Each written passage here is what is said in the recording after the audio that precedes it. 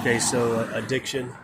Addiction is ultimately the epitome of what one would call a devil.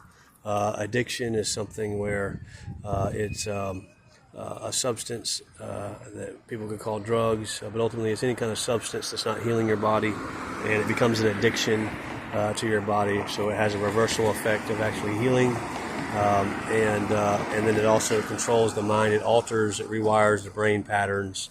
And then for you to fulfill that addiction, you'll do whatever it takes it's required to fulfill that addiction.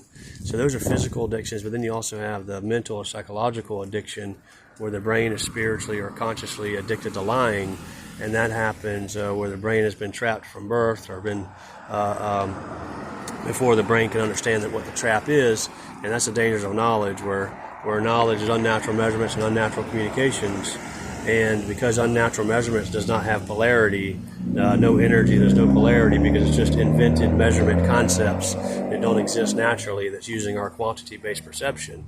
And whenever your brain is being taught that that's the same as our quantity-based perception, and it's not, then that becomes anti-reality psychologically at your perception of life. And then it becomes an addiction to lying. And then what happens is that the addiction to lying there also outweighs moral accountability, which is where hypnosis happens inside of a state of possession. So it's a hypnotic state. And the same thing of whenever you have physical addictions and you're no longer addicted, so you choose to not be around people that's addicted, and you want to be away from, or you can't, it's the relationship is no longer the same until they defeat their addiction, unless you're trying to help them to defeat the addiction. You can't necessarily trust them because addiction always outweighs moral accountability. Even if they're nice to you in the moment, they'll still stab you in the back for that addiction. Same thing goes at a conscious level or spiritual level.